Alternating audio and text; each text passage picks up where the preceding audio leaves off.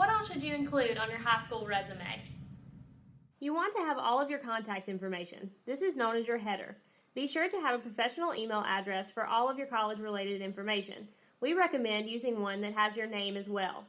Then you'll include information about your education, such as your high school, expected graduation date, and GPA and ACT score if you're comfortable with listing them. You'll also want to include any AP, honors, or dual enrollment classes you have taken during high school, as well as any academic awards that you have received.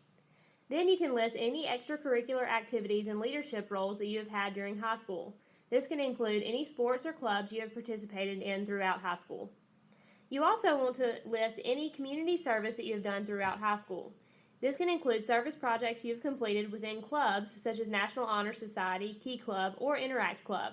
If you've kept up with the number of hours you have completed through community service, it helps to list that as well. Additionally, if you have any work experience, you can list it as well.